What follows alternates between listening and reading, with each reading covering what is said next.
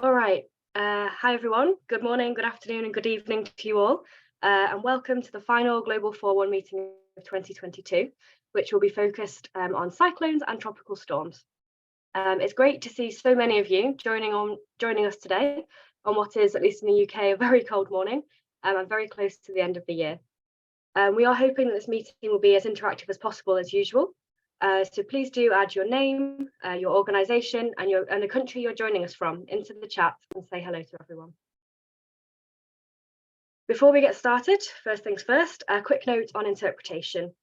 We will have presentations in French today, so please do make sure that you're in the correct channel, either English or French, depending on the language you would like to listen in.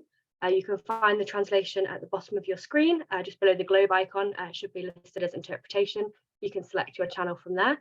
And a reminder to our speakers, please, to go a little slower than you normally would, just to make sure that we can have a good quality of translation for those listening in a different language.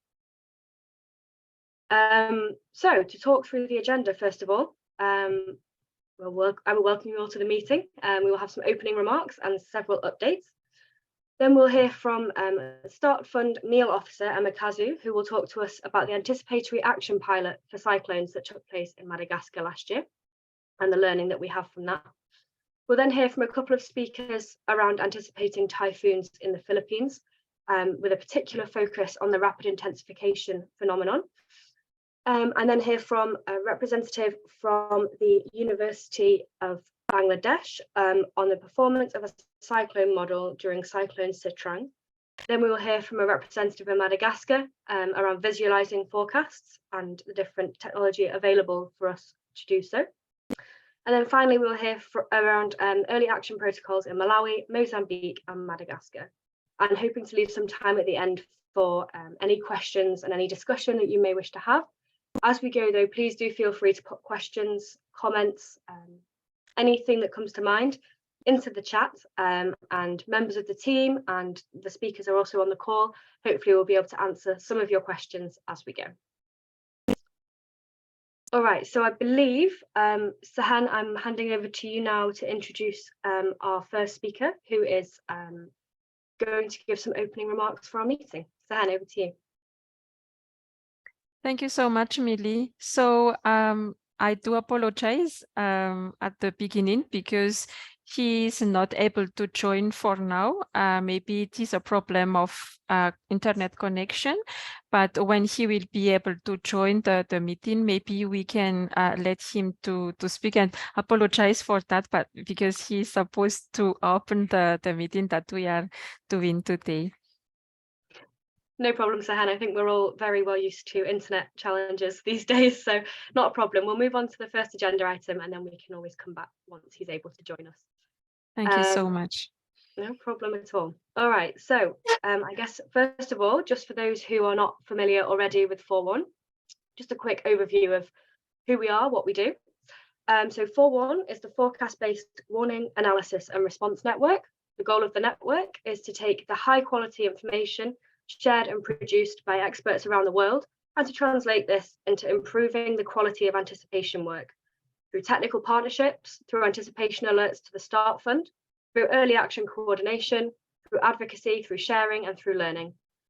And just to note that FOREWARN does provide support to both Start Fund and Start Ready programs within Start Network. Bit of background, when the crisis anticipation function of the Start Fund did open in 2016, the global FOREWARN community was created alongside it to support members to act ahead of the occurrence of hazardous events and their impacts. In 2018, what was then a very small community decided to launch the National FOREWARN strategy, acknowledging that those closest to the impacted context are usually best informed to plan and to coordinate anticipatory action. In 2022, I'm happy to say we now have 5 active FOREWARN countries at various stages of development. As you can see there, we have Bangladesh, Madagascar, Nepal, Pakistan, and the Philippines. So the global FOREWARN community is everybody that's here today. It's made up of partners and actors from both within and from outside the traditional humanitarian sector. And it's open to anybody who's interested in working in anticipation. On the bottom left there, you can see our hazard-specific thematic global subgroups. These groups have a very specific technical advisory role to the Start Fund. and they're fed by national subgroups, but also include academics and other experts who are working in non-4-1 countries. National 4-1s, countries in red on the right. These are programs which are all focusing on building national hazard-specific subgroups through expert partnerships, as well as identifying ways to combine localized information with traditional and community-based early warning systems. And you can see in the middle there, we do have several pots of money available for various projects and activities, including academic consortia, analysis for action grants, which you'll hear a bit more about later, and also for anticipatory tools. These are under review, and we're hoping to share some more information soon on this. So yeah, how do we do this? Promoting and advocating the mainstreaming of early action. We have a network of experts, global and national 4-1 expert groups who provide technical anticipatory action support to Start Ready and Start Fund programs, as I mentioned. Do advocacy and engagement through the global and national 4-1 programs who engage Start Network members and wider stakeholders on anticipatory action. And finally, hazard monitoring and anticipatory action plans. 4-1 aims to enable members, Start Network members, to raise timely and quality anticipatory alerts to the Start Fund based on independently set figures. So the team, this is the team, and I'm happy to announce that we do have a new addition. So I'd like to introduce, I believe he's on the call, the newest member of the team, Niraj Sapkota, who's based in Nepal and hosted by Care International. Niraj, if you're there, would you like to say hello? I'm not sure, I know you had some connection issues, but if you are available, please do say hello to everyone. Hi, Milli. Thank you so much. I hope you can hear me all right. Can hear you fine. Can't see you, but we can hear you. Okay, perfect. Yeah, you can probably tell from the background noise, I'm still getting back to Kathmandu. It's been a very tedious process. But hi, everyone. My name is Valisoa, and I'm currently working as the licensed at the Start Fund Nepal, and I'm happy to be here and happy to be a part of this discussion. Thank you very much. Lovely. Thank you very much, Niraj. Great to hear from you, and I hope the rest of your journey goes smoothly. Everybody that you see on the screen is in the call and available on the chat to answer any questions you may have. So as I say, please do feel free to put questions and comments into the chat as we go, and we'll try and do our best to respond to you. All right, so with that, I believe I'm handing over to Emma Cazou, who is our Start Fund Meal Officer. And Emma's going to talk about what's new when it comes to cyclones and the Start Fund. Emma, are you there? Over to you. Yes, I'm here. Hi, thanks, Milli. Hi, everyone. Good morning and good afternoon. I'm going to present, as Milli said, quickly what's been done around anticipation of cyclone within the Start Fund. So as you can see, it will be mostly related to the Madagascar pilot, but we will also, with my colleague Ed Parkinson, present what other offers we have available within the Start Fund. Next slide, please. Next slide. Yeah, so briefly, just to give you an overview of what's been found since Q1 2021, most of the alerts that were activated were response alert for a total amount of £1 million, while anticipation only represented £600,000.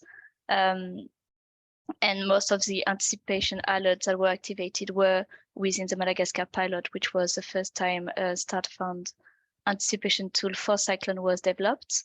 But most of the response are for the moment, most of the alerts, sorry, are for the moment mostly responses.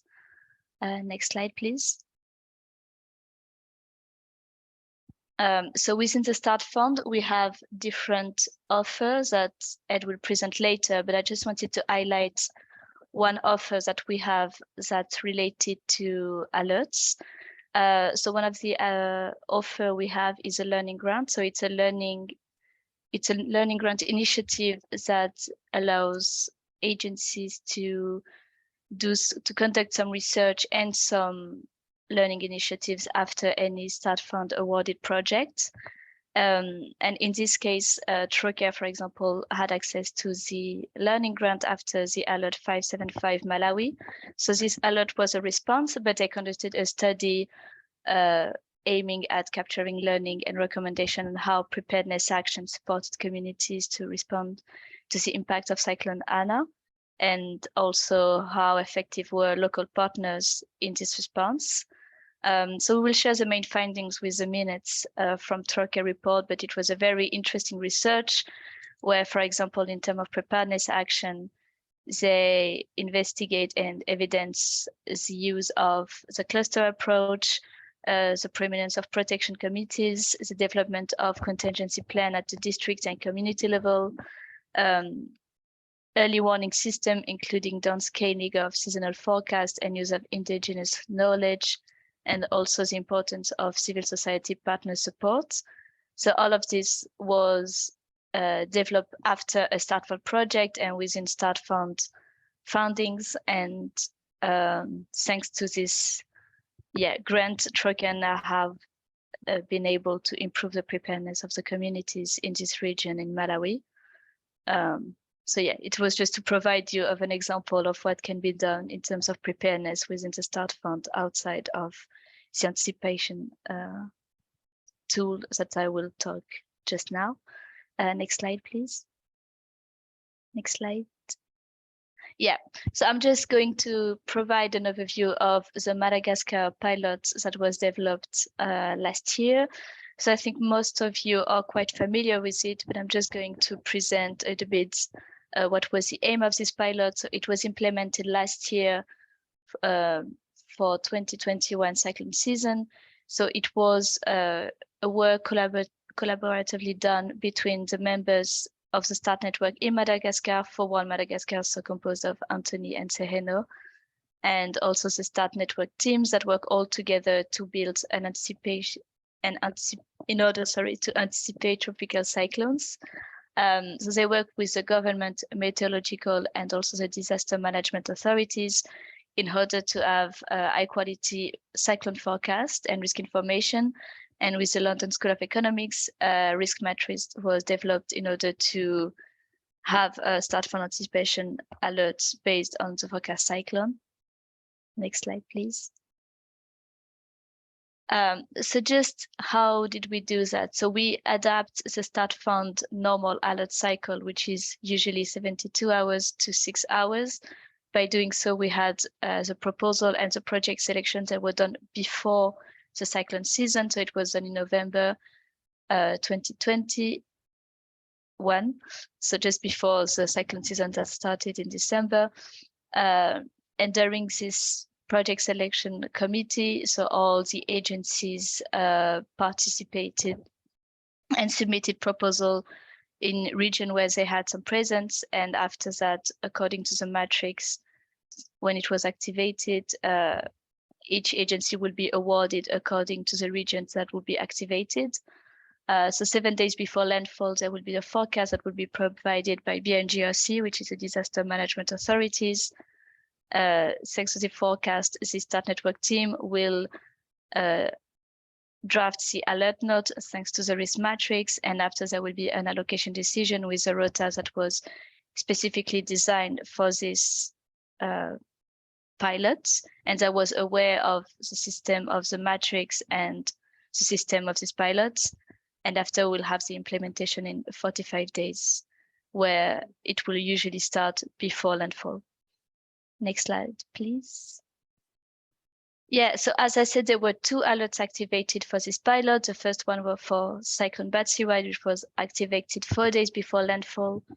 7 projects were awarded and only 4 were implemented. And also, as you can see, the activation amount is different from the awarded, what was used for implementation.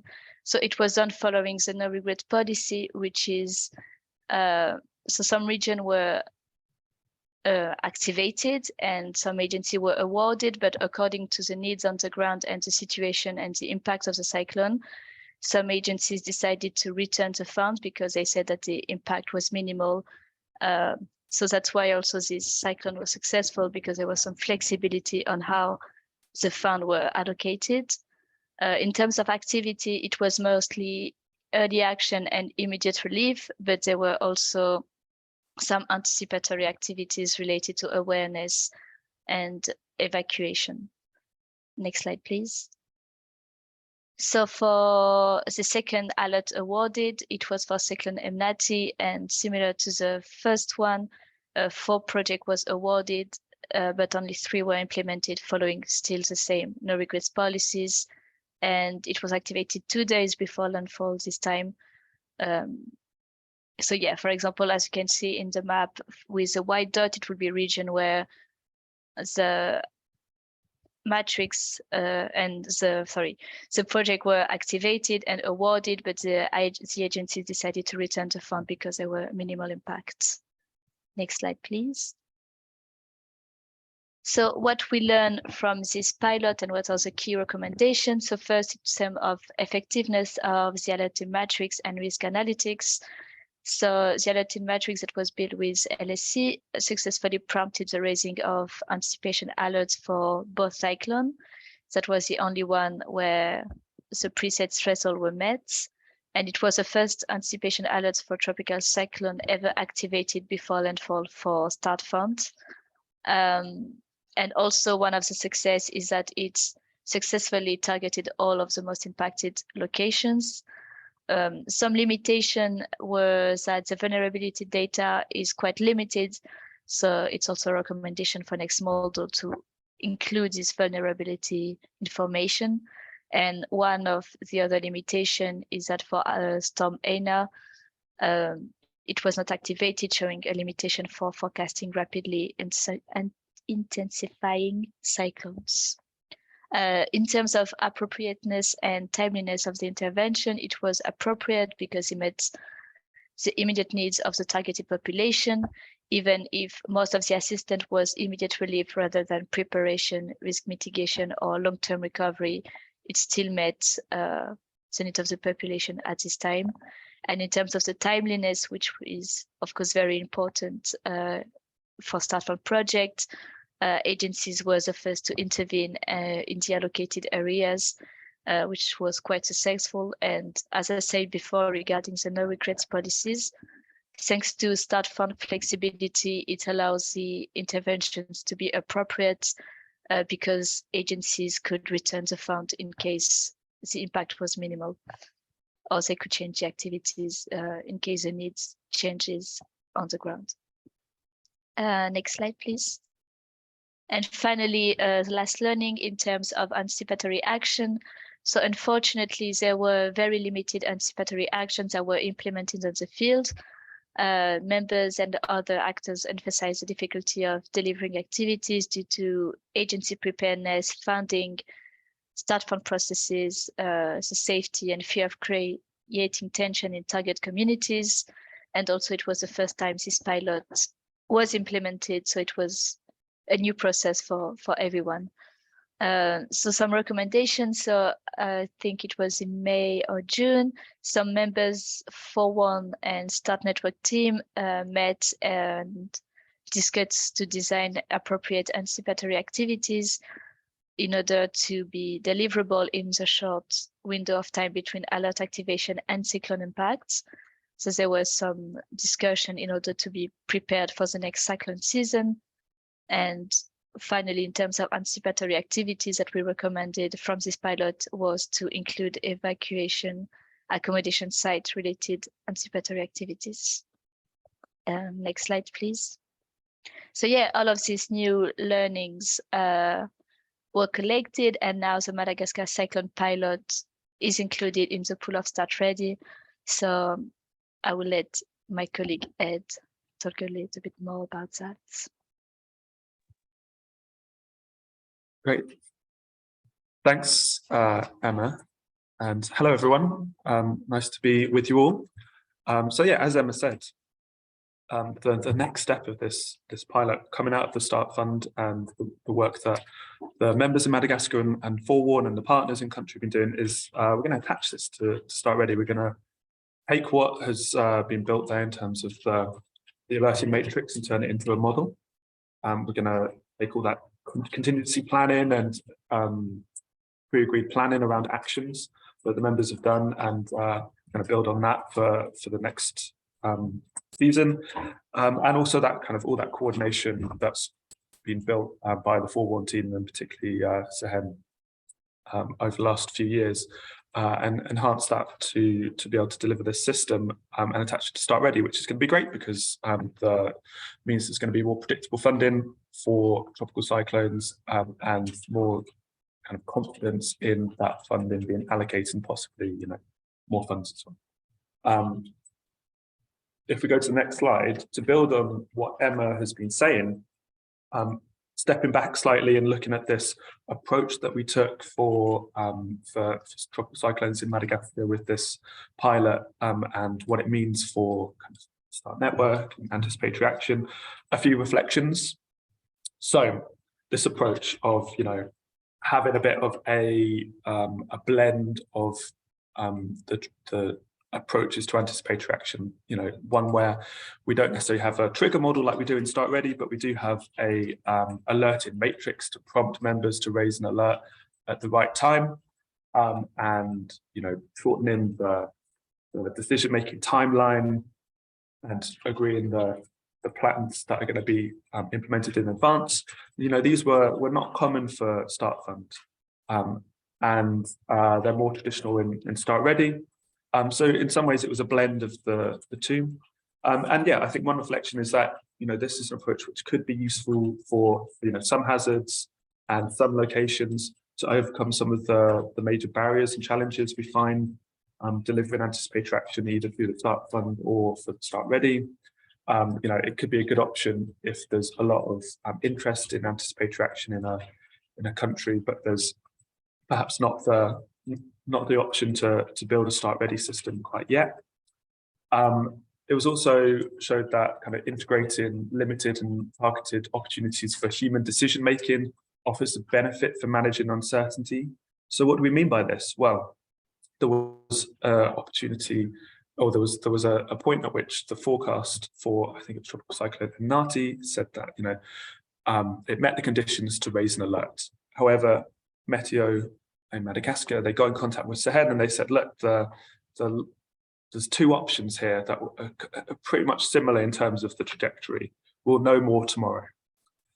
So that kind of allowed the human decision making to manage the uncertainty of that kind of multiple options, not to automatically trigger the system like we would kind of with an automated system, but to manage that uncertainty by kind of delaying until kind of what was still like it would be a good time to release the funds in advance, but with greater certainty around, you know, what the actual trajectory is going to be.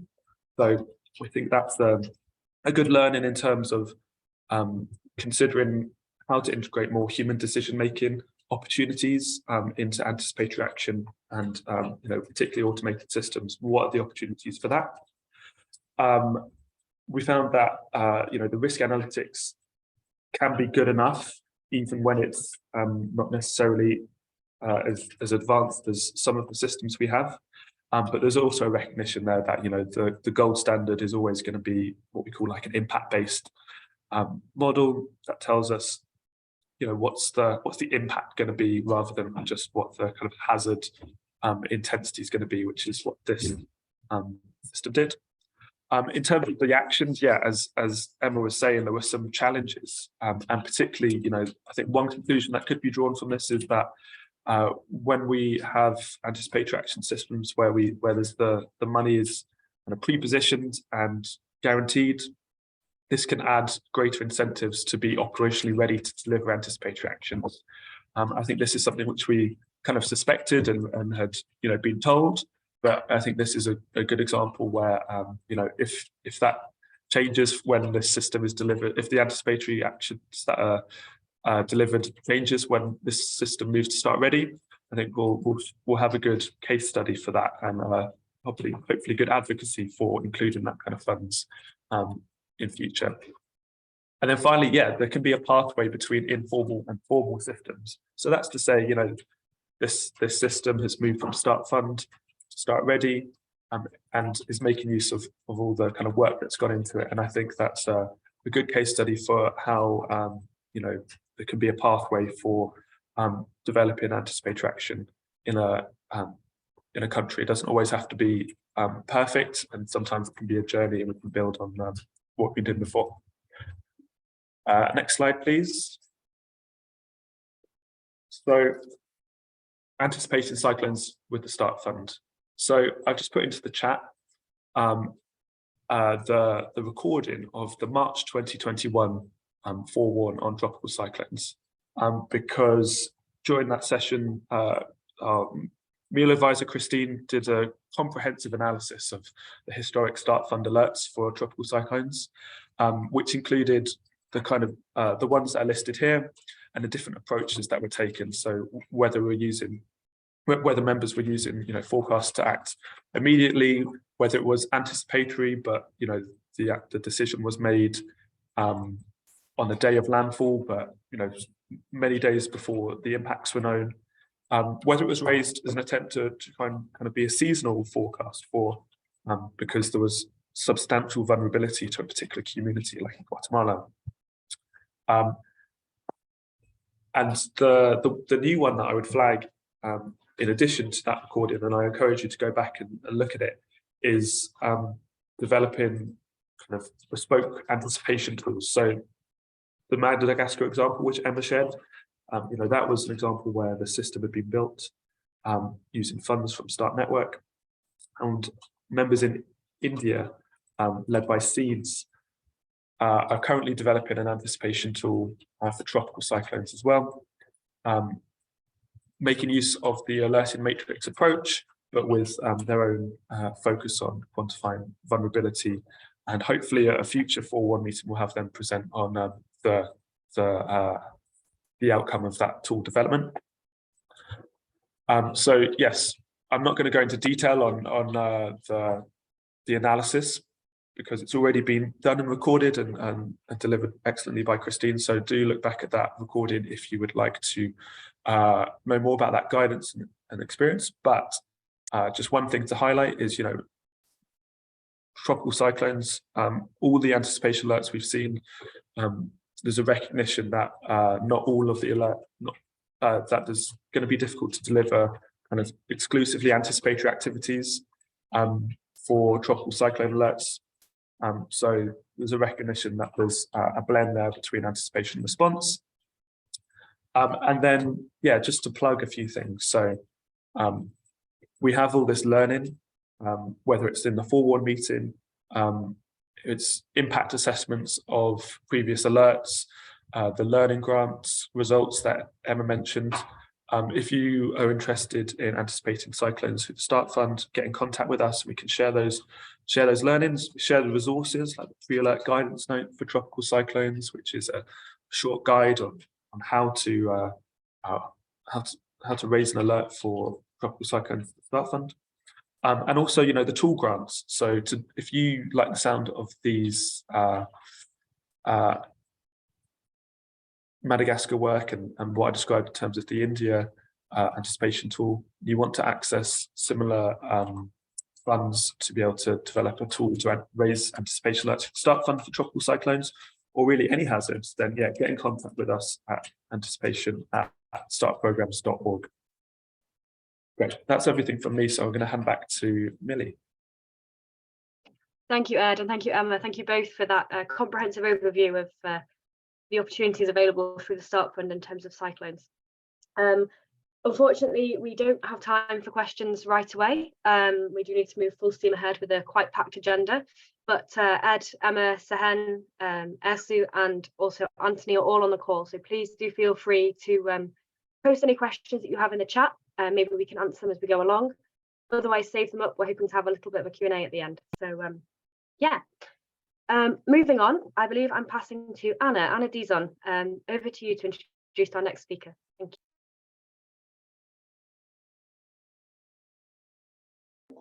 Hi, good morning, good afternoon, everyone. Our next speaker is Dr. Gerry Bagtasa. Dr. Bagtasa is a professor at the University of the Philippines Institute of Environmental Science and Meteorology. He holds a PhD in science and artificial systems, optics, and electronics and atmospheric physics from the Chiba University. Dr. Bagtasa? Yes, thank you. Let me just share my screen. All right. So hello, everybody. Let me just briefly discuss some of the aspects of rapid intensification of tropical cyclones in the Philippines. So as mentioned, I'm Gerry with the University of the Philippines.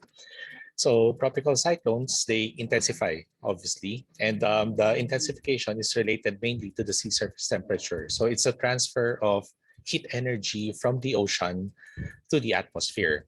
So for warm ocean water, if you look at this figure here to the left, clouds can form with warm ocean water. It doesn't have to be tropical cyclones. What's different with tropical cyclones is that when tropical cyclones do form, there are strong winds associated on the surface, and these strong winds, they produce rough seas, leading to more evaporation.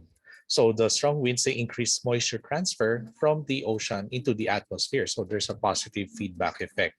But this doesn't go on indefinitely since because of this evaporation, eventually the underlying sea surface temperature will cool down and it will inhibit further evaporation. Another thing with tropical cyclones is that there's a lot of wind, so there's a lot of air mass that's moving towards the center of the tropical cyclone. So all this air, they need to go somewhere. So what they do is they essentially go up and then they diverge at the top of tropical cyclone. So whenever we have inhibited upper level outflow, so if the air cannot go out on the top of tropical cyclones because of wind shear differences in wind direction or wind speed, then it inhibits tropical cyclone intensification. There's another aspect of intensification wherein tropical cyclones, they intensify very rapidly. So the terminology for that is rapid intensification. So RI is defined as the upper 95th or 99th percentile in other studies, change in TC maximum winds in a 24-hour period.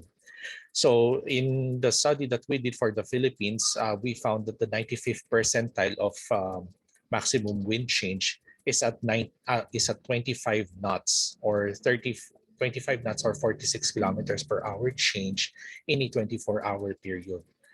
Some studies, they use 30 or 35. That's why there are some differences in different papers, scientific papers. So RI, rapid intensification process, is closely related to the structure of the inner core.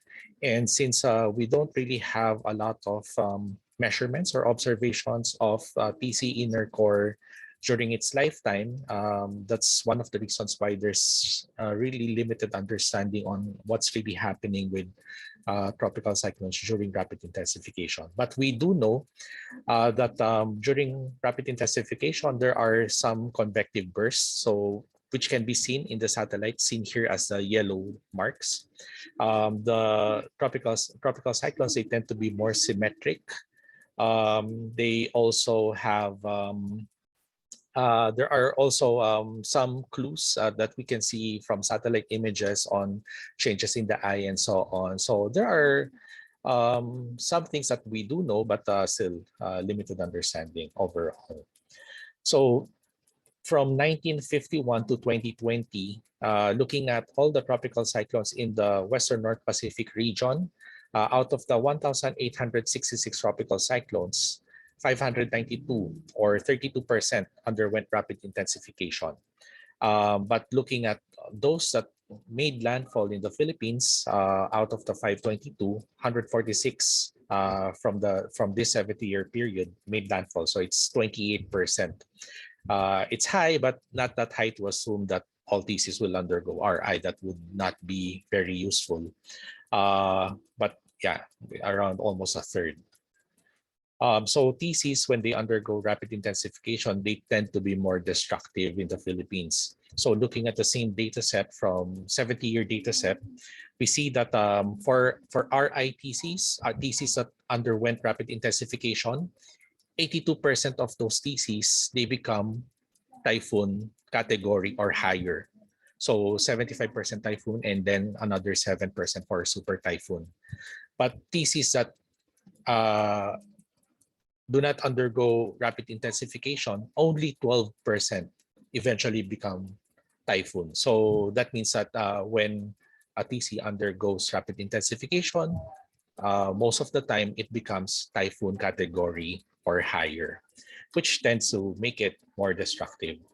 As to the location of TCs undergoing rapid intensification, looking at the distribution of the crosses here are the position of formation of tropical cyclones, and then the shading, the color, essentially is the number of occurrences of rapid intensification. So we can see that most rapid intensification, they happen just to the east of the Philippines, and doesn't matter where are they from. So as long as but most RI, they happen just to the east of the Philippines. So looking at those tropical cyclones that did make landfall in the Philippines, we see that most of the rapid intensification happened here. So this is what typically occurs. Most RI occurs just to the east of the Philippines. RITCs, they generally have a more westward heading, meaning it's moving towards the Philippines. For most TCs, once they undergo rapid intensification, it is immediately followed by landfall with no time to weaken. So typically, they make landfall during their peak intensity. And why are they happening around in this region? Because of very warm sea surface temperature, generally more than 28.5 degrees Celsius, and low vertical wind shear, the differences in the winds on the surface and upper level. So, but the thing is, it's very difficult to predict, since those things, the sea surface temperature and vertical wind shear, they don't have to be extraordinarily high in their values for TCs to rapidly intensify. So even if they are normal or near normal, TCs, they still do rapid intensification. So unlike in the Atlantic, in the Western Pacific, their TCs can form all year round in any month, but there are more TCs from around June to December, so the latter part of the year. As to rapid intensification, these are the red color. So rapid intensification can happen in any month, but more so for October and November. So this is looking at the same 70-year data set from 1951 to 2020. So if you look at this plot here, the rapid TCs that underwent rapid intensifications are the red plots, and then the non-rapid intensification are the blue plots. So these are the average intensity. So this is for tropical depression, tropical storm, and severe tropical storm. This is for typhoon category, and this is for super typhoon. So if we, for example, look at the typhoon category, even though these are all typhoon categories, those that underwent rapid intensification, they tend to be more intense typhoons compared to non-RI typhoons. So even within the same category, those that undergo our rapid intensification, they tend to be more intense and more destructive. How about the predictability? So looking at the Japan Meteorological Agency data and JTWC, that's a Joint Typhoon Warning Center of the US military based in Hawaii.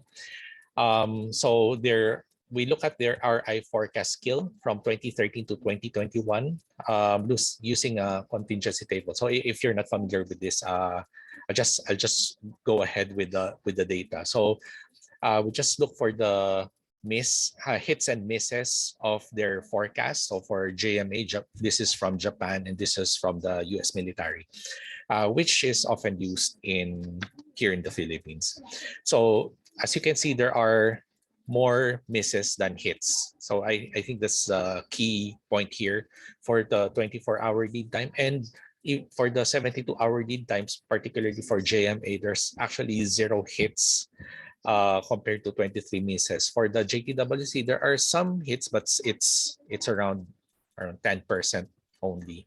So the low hits compared to the misses tells us that there's really low predictability for rapid intensification. There's also a lot of false alarm. There's low false alarms, which means there's actually very few rapid intensification in the forecast. So it's not even most of the time, it's not even in the forecast. So this is mainly due to the limited understanding of the mechanism of rapid intensification. If we look at the trends and variability, I suppose let's just focus here for TCs that made landfall in the Philippines. So looking at this blue line from 1978, sorry, to 2020, there's actually no significant trend.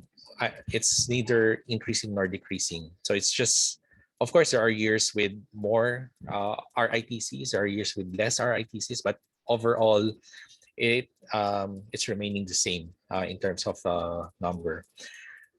So one of the main questions that's being asked often is the effect of El Nino or La Nina. So looking at the study of Fudeyasu et al., we see that these are the number of rapid intensification, RITCs, and then they color the bars depending on whether it's in a neutral year, El Nino year, or La Nina year. So as you can see, there's really no clear pattern on when you have more rapid intensification. So in this plot here is in percentage, since year after year you have different numbers of tropical cyclones, right? So it wouldn't be fair to compare one year to the other with less tropical cyclones. So instead of comparing the number, they compared the percentage of rapidly intensifying tropical cyclones, and still we don't really see a clear pattern on whether there's more rapid intensification during La Nina or El Nino or neutral. But the thing is, in the study of Fudeyasu, they see some form of an increasing trend from the 90s. So they just if you don't look at the 1980s, look starting from the 90s, there's somewhat an increasing trend. And looking at the average for every 5 years, we see that from around 14, 15, 12 in the 90s, we have 34, 24 in the late 2000s and early 2010s. So yeah, well, depending on how you look at the data, we can see a little bit different results, but overall, at least in the past 10 years or so, we are seeing a little bit more rapid intensification. So there are studies, local studies, at least here in the Philippines, about the prediction of RI, rapid intensification. So a student of mine, we had a paper published early this year wherein we used satellite images. So simply looking at the very cold cloud tops. So the cold cloud tops are depicted by the blue color. So simply by looking at the cold cloud tops and how much cold cloud tops there are, we tried to predict rapid intensification, and we can do the prediction around 6 to 12 hours before the onset of rapid intensification. Since RI is a process within 24 hours, 6 to 12 hours before RI would mean around 30 to 36 hour prediction. So there's another study done by a Japanese team that we are in collaboration with. There's many information here, but if you focus your eyes here.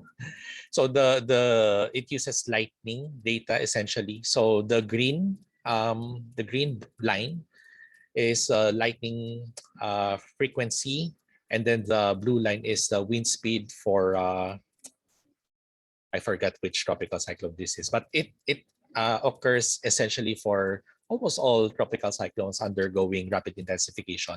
So as you can see, there's actually an abrupt increase in lightning events being detected around a day before the peak intensity of TC undergoing rapid intensification. So we are also looking at this, hopefully tweak this in an operational manner so that Bagtasa can use it, the weather agency here. At least it will give us some more time, some more lead time for the prediction of rapidly intensifying tropical cyclones. So I think it's almost time. So I'll just skip this and proceed to the summary.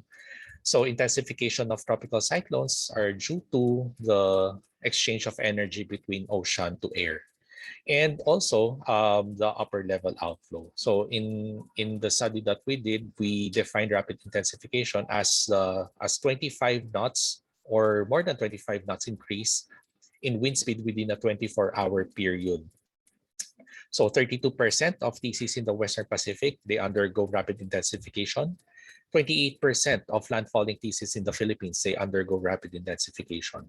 And once they undergo rapid intensification, when a TC undergoes rapid intensification, 82% of the time, they will become typhoon categories or higher, as opposed to when a TC does not go rapid intensification, only 12% of those types of TCs become typhoon categories.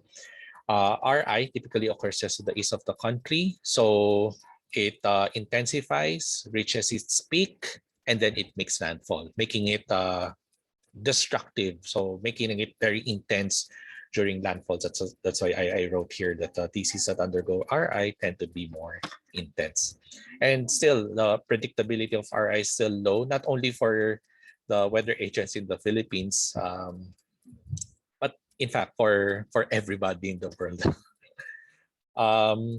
So one of the things that started, I think, that talks about rapid intensification is because of Typhoon Rai, or Odette as we know it here. It's the second costliest typhoon in the Philippines. So the sudden and abrupt increase in intensity happened just a day prior to landfall, and the higher warning intensities were disseminated just in the morning of the landfall day, which was last year, one more day. Then sea surface temperature was normal during the rapid intensification of Rai, and it happened in the shared environment, which meaning it didn't have low vertical wind shear environment. So that's why it's still there's still a lot of studies that should be done for us to learn more about rapid intensification, and after that, do predictions. So that's it. Thank you. Okay, thank you very much, Dr. Bagtasa, for that very, very informative presentation. We will try to entertain questions later if we have time. But before we do that, I would like to welcome our next speaker, Mr. Aklilu Teklesadik. He's the technical project manager of the 510 from the Netherlands Red Cross. Haque is a hazard and impact analyst and also a GIS expert. Over to you, Haque.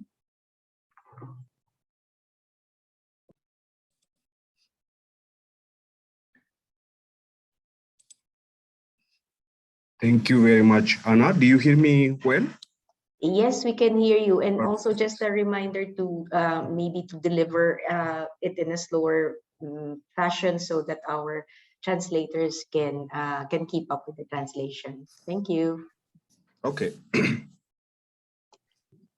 Good morning or good afternoon, everyone. Yeah, so my name is Aklilu Teklesadik, and I work for the 510 data team of the Netherlands Red Cross.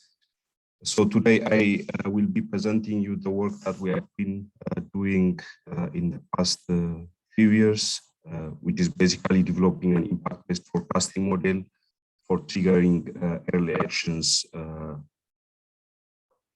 associated to trigger early actions that will reduce the impact of typhoons in the Philippines. So this is a work that is done in collaboration with many people. So I am presenting on behalf of those people. So basically, what is this trigger model? So basically, why it is needed is to, as I explained already, to to trigger early action, we need a trigger model. So basically, which will tell us like what is if the danger level that we have already agreed is passed or yes or no. So that is the main purpose of this model. So basically, it's providing this information for the decision makers. And then how we build the model. So basically, we collect data for all the historical typhoon event that happened in the Philippines. So basically, this is data that's collected by the Dromic Institute in the Philippines, and we use this data set then to train a model. So also taking into account exposure, vulnerability, and hazard indicators. And then this model then operationally will use a forecast data that's coming from the weather agencies like ECMWF or Bagtasa. And then it will use these hazard indicators plus the other data set on vulnerability and exposure as an input for the model that's already trained, and then it gives a prediction of damage. Then if the damage level passed, then the early action protocols or the anticipatory frameworks, depending on which agency, then they will activate those protocols. So the approach we use to develop this model, as it's an impact-based forecasting model, is combining the different variables. So we have the hazard indicators, the exposure, the vulnerability, and the lack of coping capacity. I will explain in the next slides in more detail in each of these components. So let me start with the first component, which is data on the exposure and vulnerability. So basically, these data sets, they come from the Philippines Statistics Office mainly. So these are data sets that are, for example, related to the type of wall material per municipality, the type of material, poverty incidence, population density, and all these other possible vulnerability indicators. Actually, the first step that we do is we did, like when we start this project, is to develop a community risk assessment tool or dashboard, where we basically show at a barangay level what is the comparison of vulnerability based on these different indicators like poverty incidence or the type of housing material and so on. So this information is an input for our model as well, or it can also be used for other decision maker, for example, to decision making, for example, to identify areas that should be prioritized for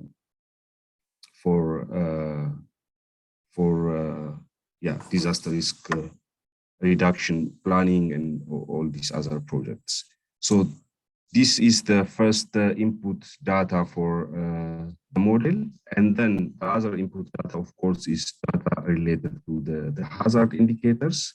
So basically, these indicators are, for example, what is the wind speed, how far is the municipality from the typhoon track, how much rainfall is coming with the typhoon, aggregated over 6 hours, over 24 hours, and so on. So these are, again, for the historical typhoon event for which we have damage and loss data. So this, the IB tracks data set was used for the typhoon speed and the track information. And for rainfall data, we use the GPM data set. Then, for example, from the track, we use these wind field parametric models to generate intensity, and then those intensity were aggregated per municipality. So then, because our model predicts damage per municipality, so this is how we did the aggregation. And the other model inputs for training our model, of course, is the damage and loss information. So as I explained already, this information comes from GROMIC reports. So these reports basically, after each typhoon event, there is an assessment that will be done, and based on this assessment, we have information about the number of houses that are completely damaged per municipality. So this information actually is the one that is used then to train the model. So, for example, this is an overview of the damage data that's collected from this report for different typhoons, showing here the number of municipalities that has been affected. This graph was made 2 years ago, so the typhoon Rai is not included in this graph, but we have it in our database. So you see that, like, for example, for Haiyan, 335 municipalities were affected, and this around, I believe, 550,000 houses were completely damaged. This is the type of information then that is used to train the model. So now we have all our data sets. So the vulnerability, lack of coping capacity, the hazard indicators, and also the damage and loss data for the historical events. And the next step, what we did is we trained a machine learning model, basically, which will estimate the percentage of completely damaged houses per municipality. This is the performance of the model. So we have tried different algorithms, as well as we also use some baseline models. For example, there is UPCL damage curve based model which shows, like, for different category of wind speeds and type of buildings, what will be the expected damage. So we did a comparison of our approach also with these other models that are available. And here you see how these different models perform for different events. So we already now, and based on this result, we understand that for events like, for example, Haiyan, all the approach were not really able to capture the damage. Here you see the error in mean absolute error percentage, which is quite high for events like Haiyan. Otherwise, the damage that is the error in predicted damage for the base model, which is selected for random forest, for example, is around 2%.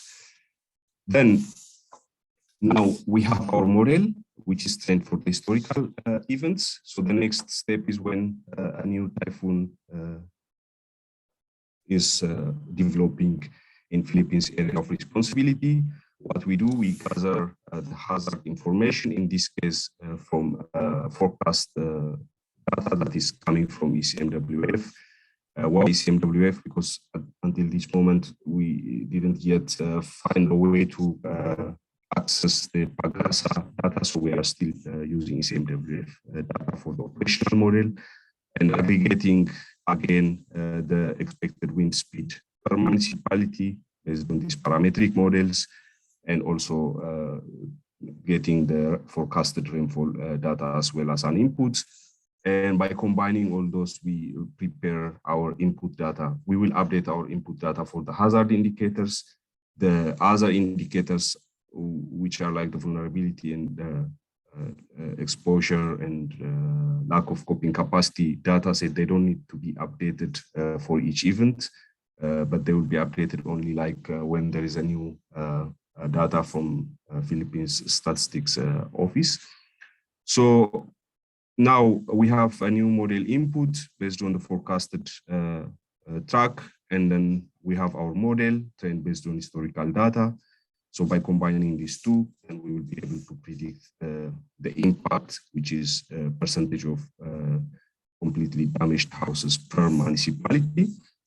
Basically, we will keep updating this information whenever there is a new forecast available. Sometimes for some typhoon events, we already start getting this forecast information already like 120 hours before the event make landfall. So whenever there is a new forecast, then we will download that data, the model, and then predict the impact, and then this information will be shared then with the partners. So another part which I wanted to explain is so for this project we have with the START network, we also support them in defining the danger level. So when do they trigger the early action protocol that they have for the different provinces. So for this, we developed this risk matrix. So basically, this risk matrix was developed by comparing the predicted damage from the model for different return periods, and in real time. So this trigger will be checked also with probability when using this forecast data. So how do we calculate probability? So this is one example of a forecast for a typhoon event in the Philippines based on ECMWF forecast. So you have a forecast from the different ensemble members, in this case 51 of them. So we ran the impact predicting model for all of these 51 tracks. So we just treat each track as individual forecast. And based on that, then we will be able to calculate if the threshold will pass for each of the municipality, and also what will be the chance of passing that threshold. So we still have some challenge with this methodology, and one of the biggest challenges that we are having is, like, especially in the past 2 years, we were not able to predict the scale of damage that the typhoon will cause 72 hours before it make landfall, and this is mainly because of the rapid intensification. So here I show you like how the forecast was for different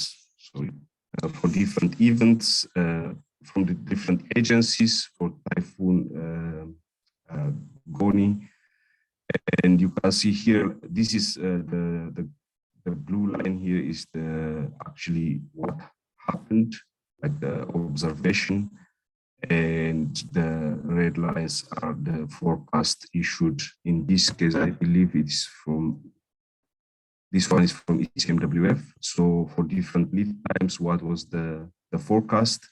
So which was quite low intensity than what is observed. And this is from CMC, and this is from JFS, and this is from GMA. So all the meteorological forecasters show that the event was not going to be a big event, but because of rapid intensification, it became a super typhoon and caused a lot of damage. And unfortunately, we were not able to trigger early actions. And this will be indeed, one of the challenges of also using a trigger methodology based on impact-based forecasting models 72 hours before the typhoon make landfall. Thank you. I think that's what I wanted to present. Thank you very much, Aki, for your presentation and for explaining how 510 is supporting the DRF initiative of START Network in the Philippines. I'd like to hand over now to my colleague, Ashraf. Ashraf? Thank you very much, Anna, and thank you very much, 510, for presenting very interesting work on the cyclone. And here in Bangladesh, we have been also working with Institute of Water and Flood Management. So I'm welcoming Professor Anisul Haque, who has been teaching at that technical university, the best technical university in Bangladesh.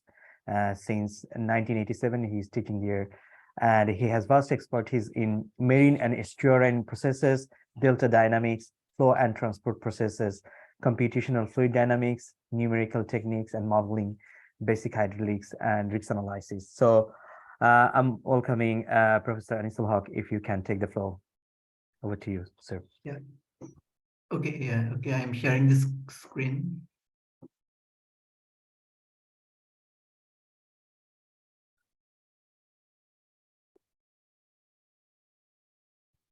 Yeah, it's fine. Yeah, You can see can it. you see it? Can Yeah, you that's see fine. it? Yeah. Okay. So today I will explain about we have developed a cyclone. We call it cyclone classifier model because it uses classifier algorithm. We developed the model. I think it is almost 10 years from now, and we are now applying this model in the real life situation. A lot of development has already been taken care, and a refinement also has been made. So I will briefly explain what the model is, how it works. Wait, the screen is not moving.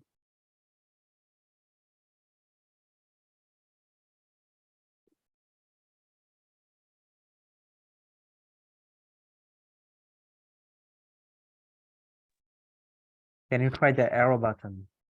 Screen sharing is stopped. Okay. The previous one was right, and then if you can try the arrow. Is okay. Yeah. No, it's not again. Looks good. If you can just press that. Okay.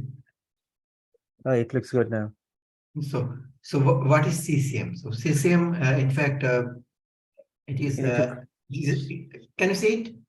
Yeah, it's coming now. Yeah, it's good. Please. CCM is a cyclone impact assessment model, in fact, and we have developed it is by combining 5 in fact, component models. So how CCM is developed, 5 component simulation results are integrated in CCM. So these models are, one is cyclone and surge model. Another is a thrust force model. And there is a structure model, which is basically for damage calculation. One is embankment model because the Bangladesh coast is embanked. There is 139 embankment throughout the coast, and the embankment plays a vital role during the cyclone. And the cyclone classifier model, which basically combines the simulated data of 1 to 4, but that means four models is combined in 5th model. So this is a comprehensive model, which in fact combines the cyclonic process with the damage. The damage is basically the structure. Structure means we mainly concentrated on household and embankment, because embankment in Bangladesh coast is embankment performance good, then damage is less. So it is sort of linear relation. So the simulation by cyclone and storm surge, few example that for example the cedar. This is the simulation by CCM. This is the wind speed of cyclone cedar and the surge depth of cedar. So these parameters are combined in CCM. These are from some past cyclones. Cyclone Ruanu, this is the wind speed, and this is the surge depth. So likewise, cyclone Mora, this is the wind speed and surge depth. So CCM, in fact, we have integrated several past cyclones, and the option is there to combine to use several data of several past cyclones and also real-time cyclone.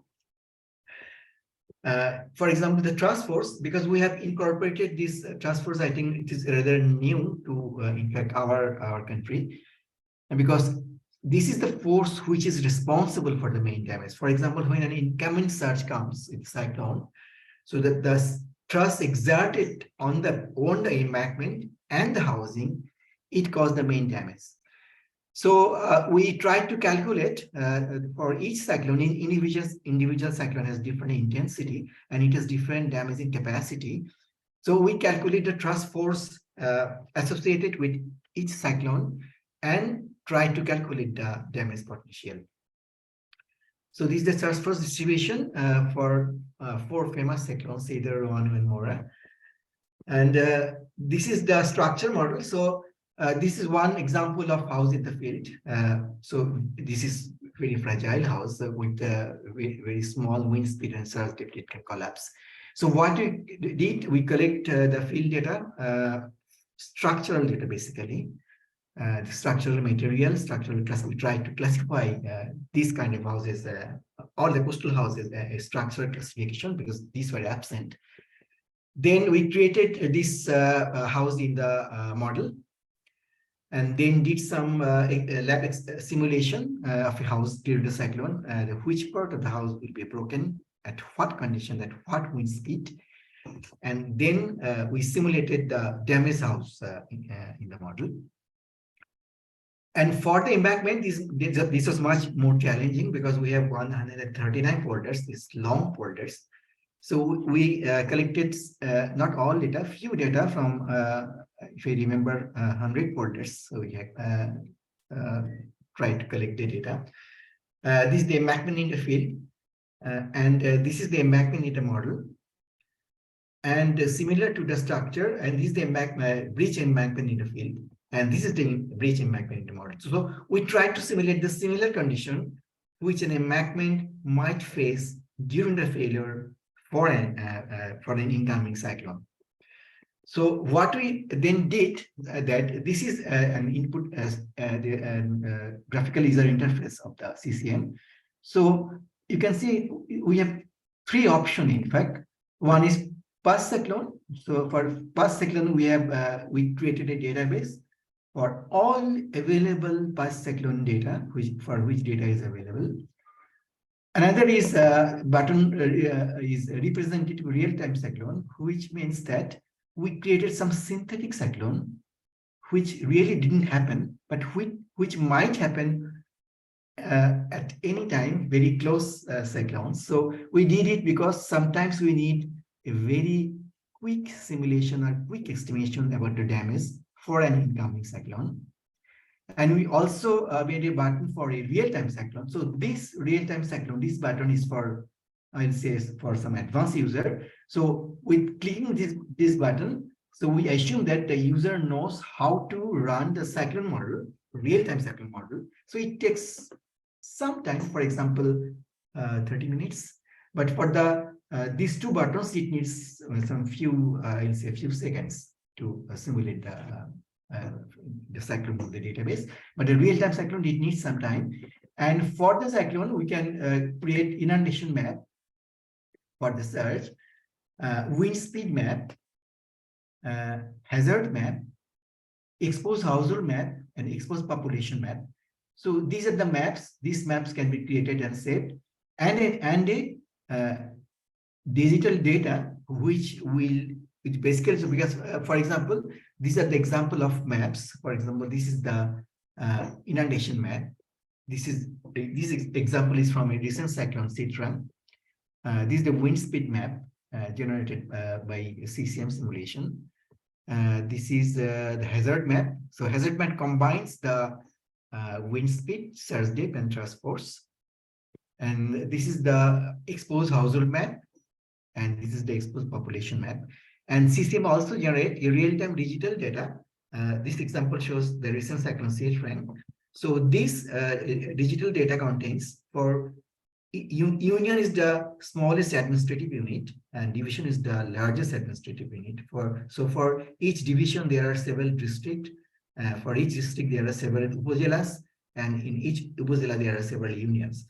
So we have downscaled the model until union. The model has the capacity to downscale even to the village level, but we have not done yet because of the problem with the data availability. But the model can simulate the basic cyclone parameters for the village level also.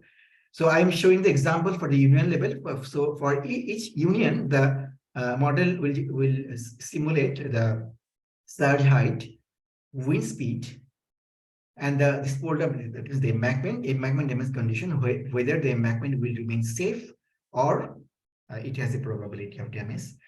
And this is the structure damage condition, whether the structures will remain safe or it has some probability of damage. And based on this, we have also calculated the affected household in percentage, and affected population in number. So based on this 1, 2, 3, 4, 5, 6 basic data, it is possible to calculate the basic parameters of anticipatory actions. So I will show one example about the performance of CCM on recent cyclone Sitrang. So how CCM works for real-time forecasting? We use cyclone forecasting bulletin issued by Indian Meteorological Department. Why IMD? Because we found in this part of the world, in the Bay of Bengal cyclone, the forecast by IMD is the most accurate. We tried different forecasts from different global sources because we have to rely on global sources. We found IMD forecast is the most accurate one. So we have decided to select IMD forecast. For cyclone Sitrang, it made landfall at around 10 p.m. Local time on October 24, 2022. IMD issued cyclone forecasting bulletin from October 2022 to from 1:30 p.m. to October 25, 12:30 p.m. So it was the forecasting was not available long time before the landfall. So CCM used 5 IMD forecast bulletins, which showed noticeable change of track of the cyclone. So these bulletins were written 1, 3, 4, 10, and 15. So it spans over October 22 to October 24. So last bulletin we used bulletin 15 because the landfall was at 10 o'clock at night. So use 6 o'clock at night. And so this condition represents almost the landfall condition, very close to landfall condition. So IMD forecast bulletin have the following data, which are used input for CCM. We can use it very quickly once the bulletin is issued. So this is the basic data that the bulletin gives, the track position, latitude, longitude, and wind speed. So our model can calculate quickly and the other parameters necessary for the cyclone surge and other damage condition. So this is the track, forecasted track of IMD track.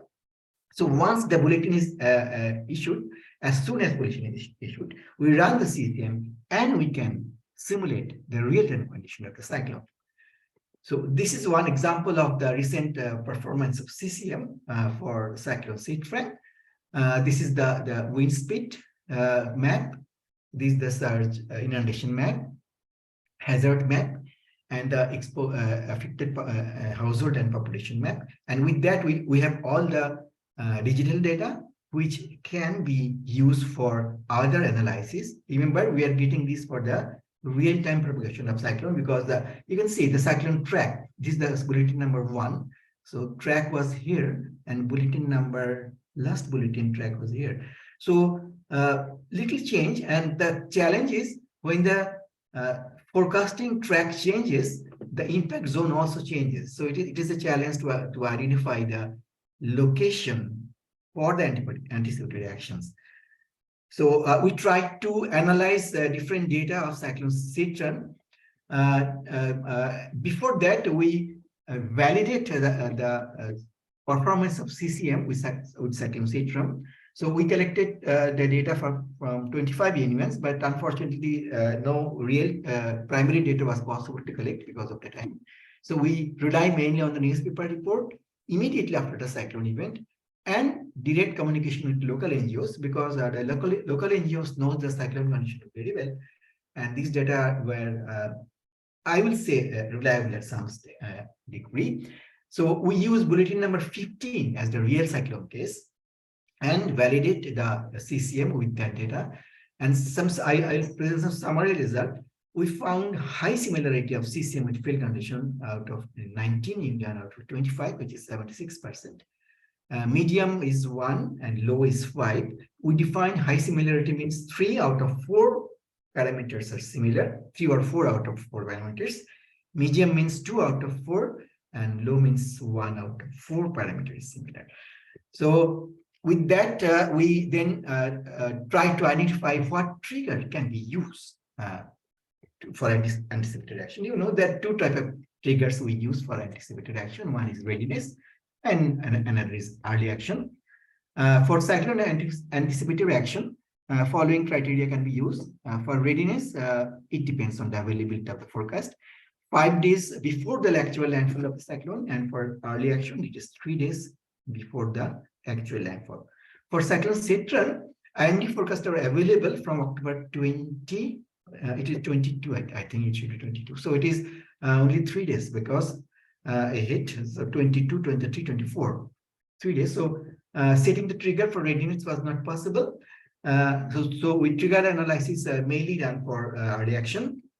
So what we found that the main indicator, I already showed that when cyclone forecasted track changes, the impacted zone changes.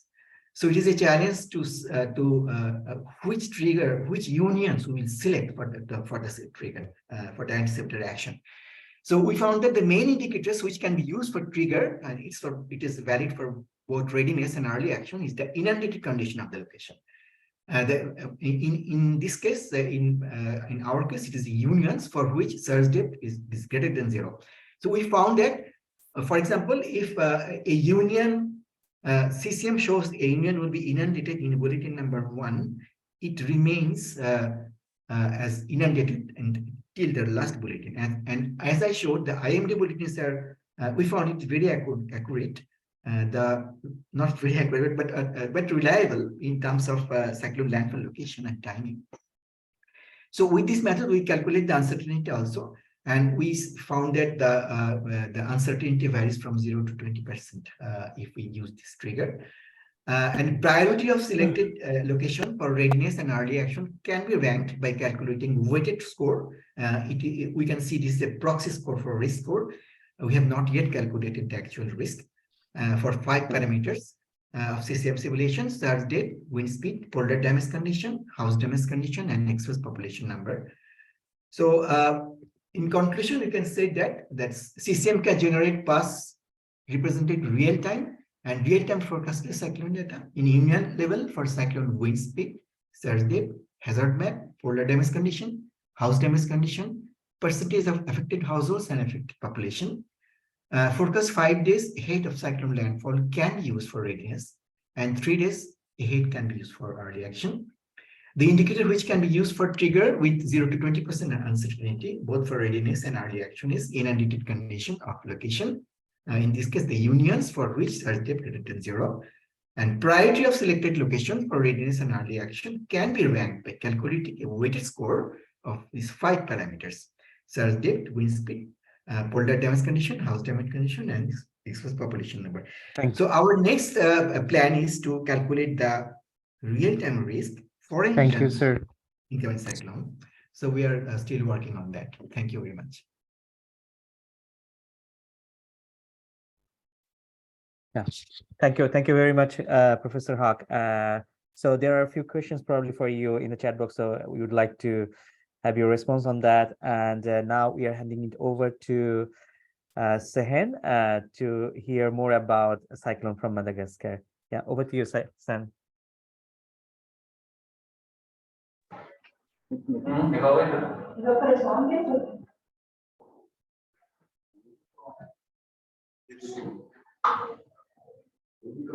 Thank you so much, everyone, for giving us the floor.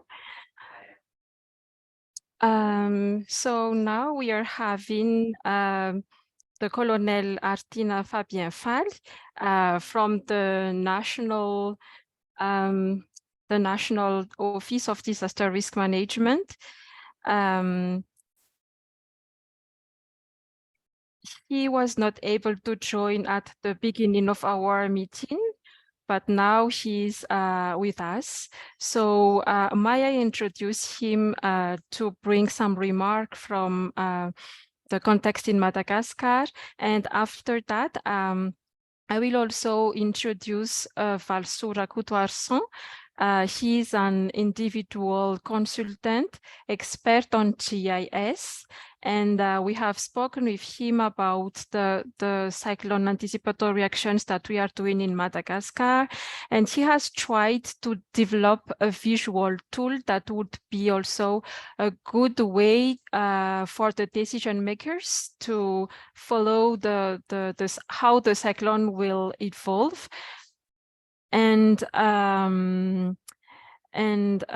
yes, and the tools that he will be presenting for us today is a draft of the work that he will be developing. So the floor is yours, Colonel Faly, and after that I will give the floors to Valisoa as well.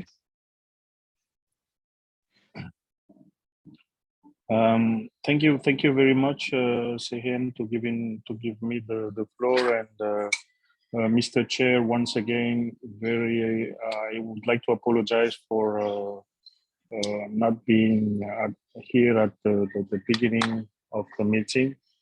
Dear members of Global Forward community, which is always attending this regular meeting. As you know, Madagascar is always presented as one of the most vulnerable country in climate change.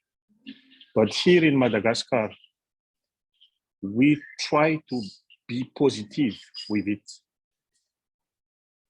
Even if there is natural hazard, disaster every year, that the vulnerable population, the region at risk here in Madagascar, they always face disaster. We know that it creates experience. And this experience, no one can take it from us. This experience, we try to make sure that we optimize all of them and all the stakeholders under the coordination of the National Office of Disaster and Risk Management here in Madagascar. We try to be positive and to move forward in order to be ready always. And with the support of START Network and some of partners here in Madagascar, we have developed the national framework on anticipatory action based on early warning, hydrometeorologic and climate hazard. This is a document where there is a kind of orientation for all the stakeholders here in Madagascar.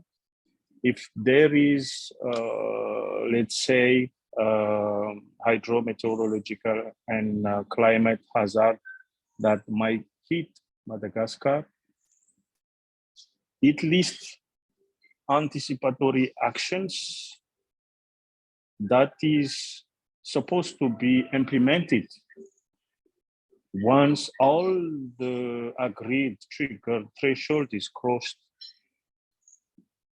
This has a specificity for Madagascar to have taken the experience, as I said, of what we face every year and what we have already developed as a project, a smaller project with some stakeholders, and all of those lesson learned and good practice, we have gathered it to one national framework document.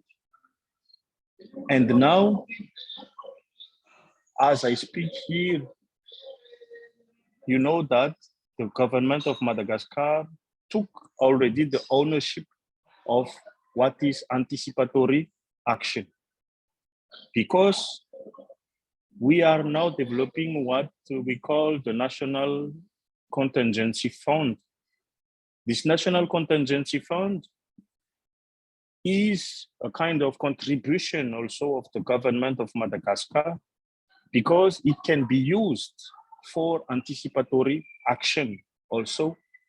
And in addition to what is already pre-agreed and pre-identified as source of funding from the partners to be used in anticipatory actions, this National Contingency Fund of the government of Madagascar also is a way for us to see that, to make all the stakeholders that we have taken the ownership of it, and then show also the example that the way to be followed. Now we are preparing another activities with the support of START network in Madagascar, a simulation exercise, because starting from the example and experience that we have taken from the last cyclonic season, during which a lot of, let's say, activities in anticipatory action has been implemented by the partners with the coordination of START network here in Madagascar. We find that there is always lesson learned and there is always best practice in order for us to always improve our way of doing things. So this is one of the introduction of what is going to be said also by Valisoa. Valisoa, of course, the model is on the way to be developed, and this will be agreed by us and then implemented and improved, and then implemented and improved. So this is the way we do here in Madagascar. So once again, thank you, Chair, for giving us the floor. Thank you, Sihin, for this opportunity. Thank you so much, Colonel Fal, for those remarks. I think you have summarized the context in Madagascar in terms of the anticipatory actions and in terms of the collaboration that is existing with the humanitarian actors and the governments in the country. Now I am going to pass the floor to Valisoa. So please feel free to use the interpretation bullet on the top of the bottom of the screen. He will be doing his presentation in French, so please feel free to use the English channel for more understanding. So the floor is yours, Valisoa.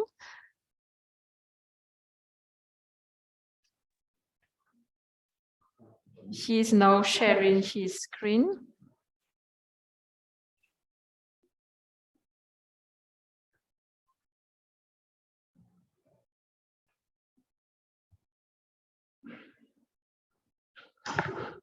Bonjour, je suis Rakotoarison Valisoa.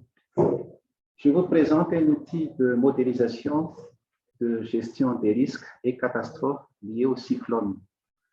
Dans la première partie sera exposée la modélisation du cyclone, risques, catastrophes et l'intervention humanitaire. Et dans la seconde partie, une maquette de cet outil de modélisation sera exposée. Un cyclone est caractérisé par plusieurs variables localisées dans le temps et dans l'espace. Les données inhérentes à la dynamique d'un cyclone sont composées de pression, de vitesse de vent, précipitation, des positions dans l'espace, dans le temps et la probabilité inhérente, étant donné que la prévision de la trajectoire est sujette à des incertitudes. À partir de ces données du cyclone, nous avons créé des auréoles, des anneaux qui modélisent la zone d'influence du cyclone lorsque celui-ci touche un territoire donné. Ayant repris le concept d'alerte à l'intérieur de cette auréole, des anneaux ont été catégorisés pour modéliser le niveau d'alerte ainsi que la vigilance liée au passage du cyclone. Aussi, nous distinguons la vigilance absolue pour le cercle rouge. Pour l'anneau jaune, soyez très vigilants, soyez attentifs pour l'anneau vert et soyez prudents pour l'anneau bleu. Ces auréoles sont aussi des données dynamiques paramétrées et modélisables en fonction de la violence du cyclone et donc représentent les différents scénarios de risques et de catastrophes. Ces auréoles sont assorties par une matrice de modélisation. Par exemple, une matrice de modélisation serait établie telle qu'un cyclone très violent, vent violent et quantité abondante de pluie ravagerait pour le secteur habitat la quasi-totalité, par exemple 90% de maisons dans le cercle rouge et l'anneau jaune de l'auréole. Ces auréoles seront superposées et croisées par une collection de données relatives à la vulnérabilité et à la capacité de réponse du pays. Dans notre modèle, ces deux dernières sont considérées comme des données constantes, figées et statiques pour une saison cyclonique donnée TJ, ou au moins avant le passage du cyclone, une connaissance sur la vulnérabilité et la capacité en matière de réponse du pays serait indispensable. À la prochaine saison cyclonique TJ+1, ces données devraient être actualisées en fonction des actions post-cycloniques de la saison cyclonique précédente, avec ou sans réhabilitation, avec ou sans renforcement de capacité. Par exemple, application de la norme anticyclone. Après lecture croisée, superposition, analyse spatiale, triangulation, ainsi que des calculs statistiques, nous produirons des données localisées relatives aux impacts et aux dégâts du cyclone. Plus concrètement, par exemple, des données localisées concernant le nombre de populations touchées et de personnes à déplacer, le nombre d'écoles, d'établissements sanitaires touchés, le nombre d'élèves privés de cours, la surface de culture et de zones d'habitation éventuellement inondées, mobilisation en termes de réponse, par exemple, la localisation des zones où on doit fournir plus d'efforts pour réduire au maximum les dégâts.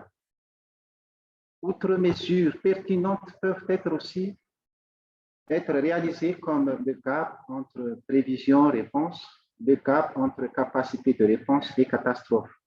L'intérêt de cette modélisation est multiple.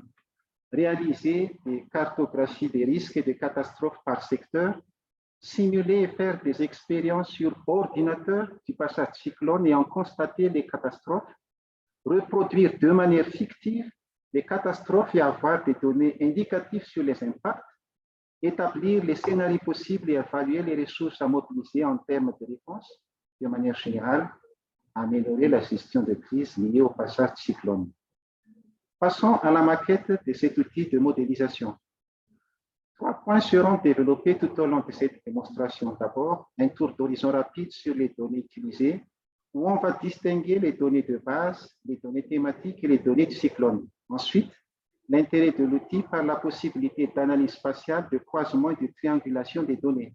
Et enfin, nous particularisons l'animation qui est l'aspect dynamique de l'outil permettant de reproduire et de rejouer le passage du cyclone et la création de situations fictives permettant d'établir des scénarios de risques et de catastrophes. Bon, les découpages administratifs, les infrastructures, les réseaux routiers hydrographiques et les localités composent les données de base. Sont dans les données thématiques, les données sectorielles, entre autres la population, l'éducation, la santé, la sécurité alimentaire, l'habitat, l'eau et l'assainissement, la protection civile. Dans notre maquette, nous ne disposons que des données de population par district et des lycées publics. L'occupation du sol ou land use fait partie des données thématiques ou plusieurs thématiques qui sont comme les forêts, les zones de culture, l'hydrographie également et la surface bâtie. Les données sur la vulnérabilité et l'exposition des zones sont également des thématiques qui interviennent dans cette modélisation. Notons qu'avec FOREWARN, un processus est en cours qui consiste à collecter et analyser des données de vulnérabilité. Des données sur la résilience et la capacité de réponse. Nous avons la localisation par secteur des stocks prépositionnés et des agences humanitaires. Pour une saison cyclonique donnée TJ, ces données devront être bien identifiées. Et enfin, les données sur les cyclones et les auréoles correspondants Ces données sont des variables ayant des composantes spatiales et temporelles. Rappelons que l'océan Indien, le canal de Mozambique, qui entoure Madagascar, sont des bassins de cyclogenèse. L'outil est un logiciel SIG et donc doté de toutes les fonctionnalités et les capacités d'analyse spatiale et thématique des données. Croiser les auréoles avec les données thématiques fournit des informations pertinentes à la gestion de crise causée par le cyclone. Ce croisement sera répété et itéré pendant la traversée du cyclone. Toutes les thématiques affectées et impactées par le passage du cyclone seront identifiées par ce procédé après quelques analyses spatiales et calculs statistiques. Dans cette modélisation, des questions pertinentes pour la gestion de crise trouveront des réponses avec le mode opératoire cité plus haut. Nous pouvons citer dans quelle localité, dans quel district aura lieu le passage du cyclone. Quel est le nombre de populations touchées par ce cyclone, par le passage de ce cyclone? Si on connaît le pourcentage de personnes vulnérables par secteur et par district, on peut en déterminer le nombre de personnes vulnérables touchées et en déduire la mobilisation des ressources à mettre en œuvre en termes de réponse. Si les écoles et les établissements sanitaires sont localisés après superposition avec les auréoles, on peut quantifier le nombre des écoles et centres de santé exposés. Et par exemple, connaissant la résilience locale du secteur éducation, on peut avoir le nombre d'écoles ne pouvant plus être fonctionnelles après le passage du cyclone et donc le nombre d'élèves privés de cours. En utilisant la couche d'occupation du sol, les zones de culture et les zones bâties affectées seront identifiées. L'hydrographie, couplée avec la pluie accompagnant le cyclone, informera les éventuels débordements et inondations. Les réseaux routiers affectés ainsi que ces infrastructures exposées seront identifiées, telle route nationale et telle route régionale, tel pont. Sur la base de ces informations, des mesures économétriques peuvent être réalisées pour évaluer les coûts des dégâts du cyclone. Outre l'aspect dynamique de la visualisation via les outils cartographiques zoom déplacement, la possibilité de procéder à des animations est un avantage de cet outil. Dans ce cas, on peut non seulement reproduire et rejouer le passage d'un cyclone, mais aussi simuler un cyclone fictif pour étudier les scénarios de prévision.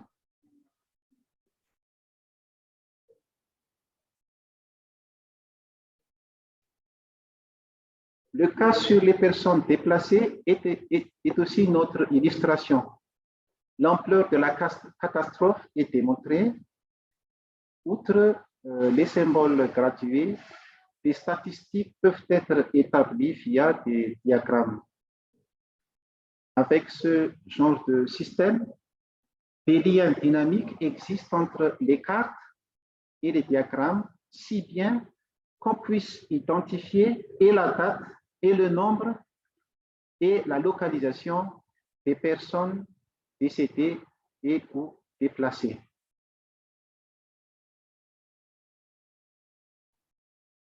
Ceci étant, là donc, on a ici un exemple sur le cas du district de Kalamakou. Et donc, on a la localisation.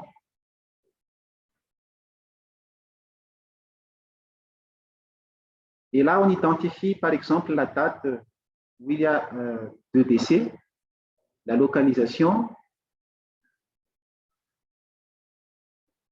Bon, ceci étant, nous pouvons passer au diapo suivant. Bon.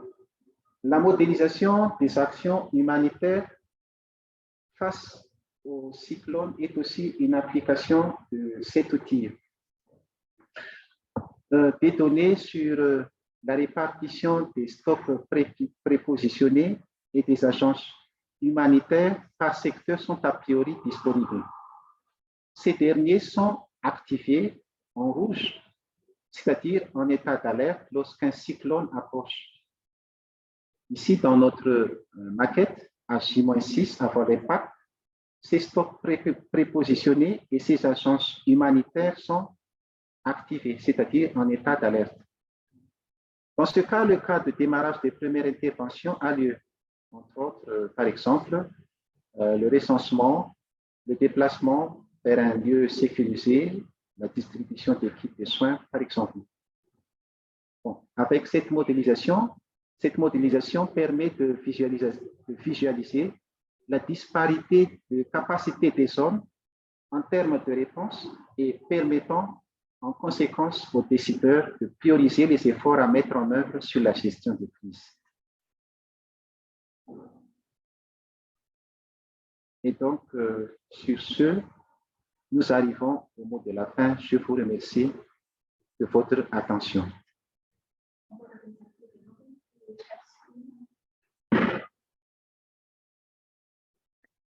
Thank you so much, Falsu, for this presentation.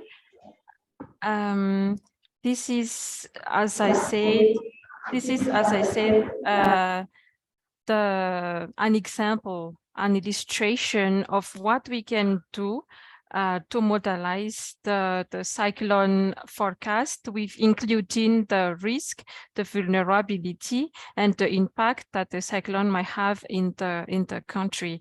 As Colonel Fall has said earlier, it will be developed and we will be consulting everyone to finalize that tool later on. So now I am happy to hand over to you, Milli. Thank you so much for the floor for Madagascar. Thank you. Thank you, Zahen, and thank you so much, Valsu, for your fantastic presentation, and thanks also to all of our speakers so far today. We do have one more speaker for you, so I'll hand over quickly. I know we're running out of time rapidly. There's so much to hear about. So our next speaker is Chris Ball. Chris is a disaster risk reduction advisor at DKH and director of Bounce Back Resilience. And Chris is going to talk to you today about DKH's work in developing EAPs for tropical cyclones and floods. Chris, I believe you're going to share your own slides, so over to you. Thanks very much. Yeah, that's fine.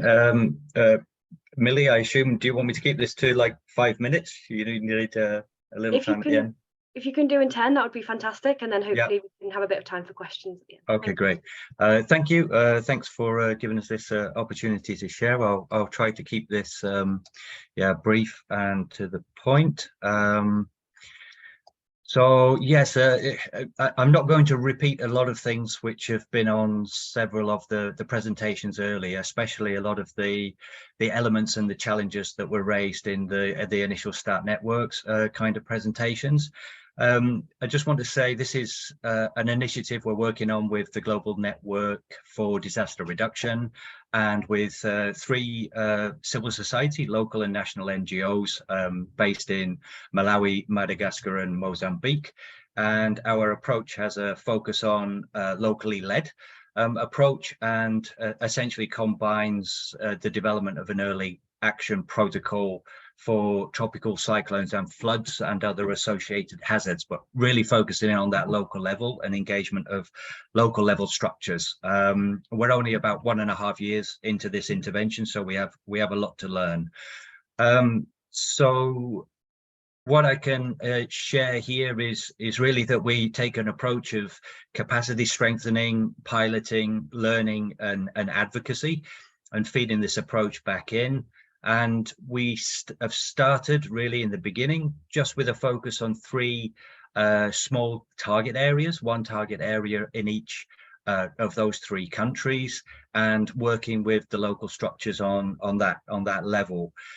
The start of our approach was really to do a gap and capacities type of assessment in the beginning, and identifying and understanding that there's very different capacities and structures, both at the local level, in certain countries, very weak or nearly non-existent structures for local disaster management and contingency planning, where other countries much stronger capacities there. So needing to work on those structures in different ways, and then also anticipatory action frameworks and models and forecasting systems being very different between the 3 different countries, and engagement with different actors and agencies.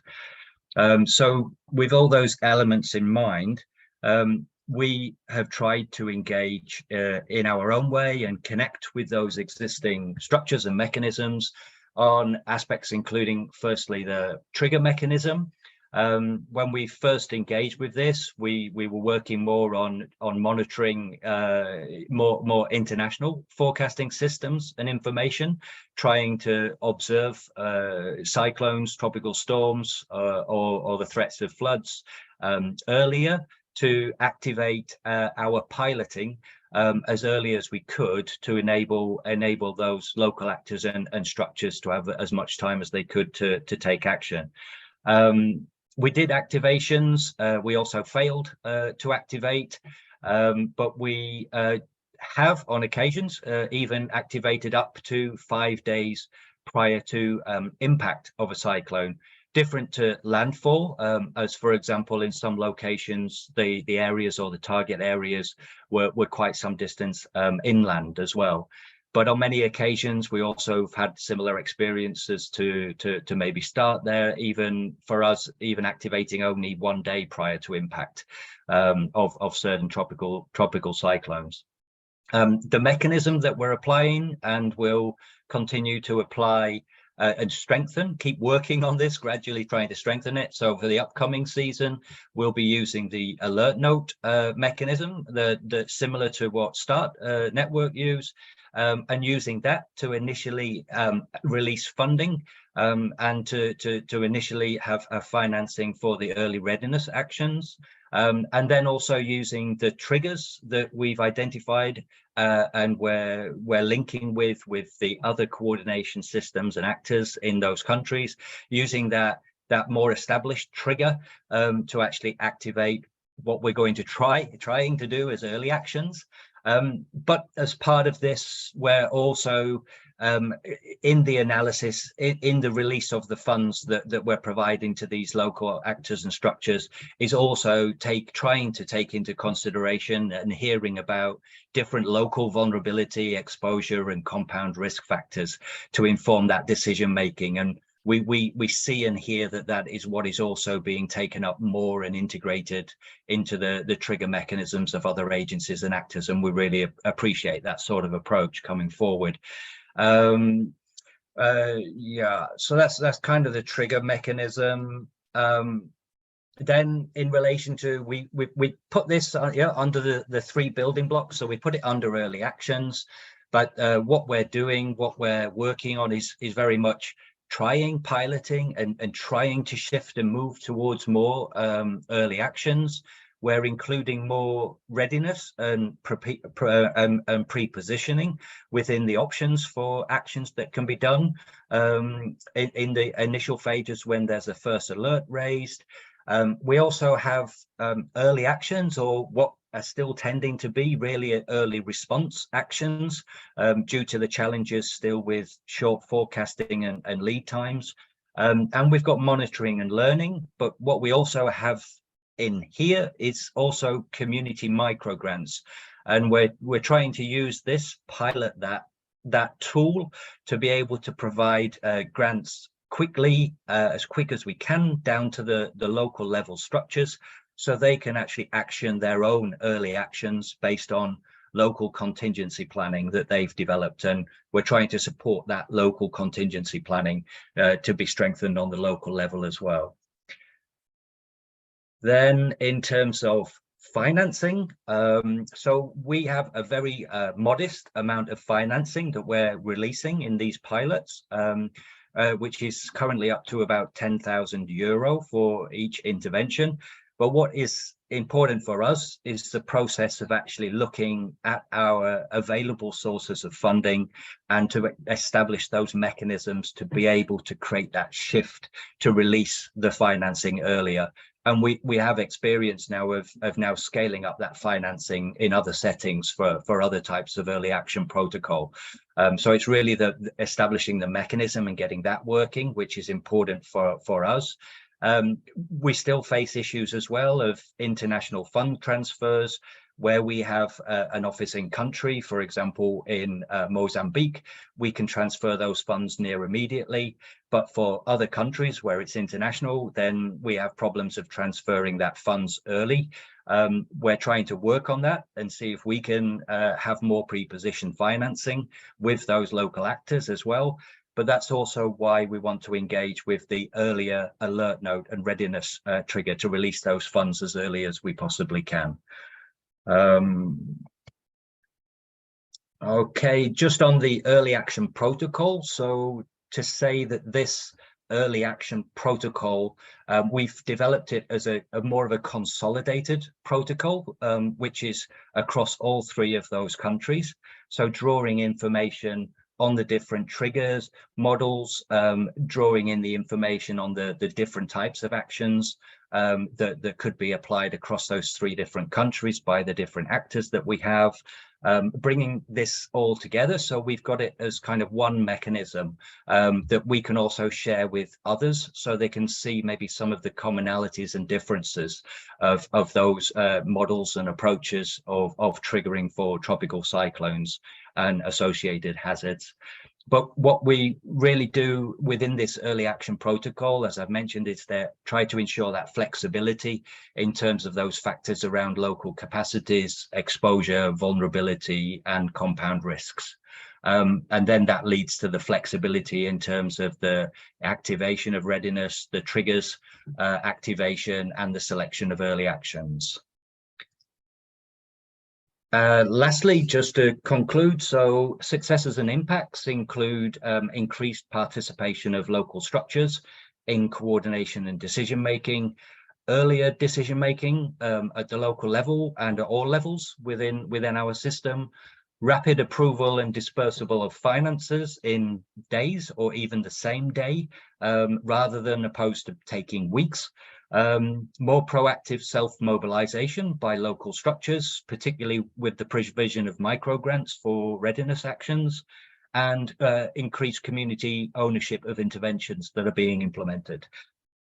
Ways forward and ways for looking at ways that we can communicate learning and look to maybe scaling up or scaling out would include for ourselves mapping further prioritized target areas, continuing facilitated development of phased community contingency plans to have those capacities and planning at the local level that can be connected with, strengthened coordination mechanisms through the communication of the early action protocols that we're doing, and doing that in coordination with the other actors and agencies who are working on the ground, and engagement in knowledge transfer and advocacy, along with, hopefully, we're looking for stronger engagement with Start Network and FOREWARN in Madagascar, new initiatives like CLARE, which are coming in to work on strengthening forecasting systems and meteorological systems and triggers across Madagascar, Mozambique and Malawi, and stronger engagement in national dialogue platforms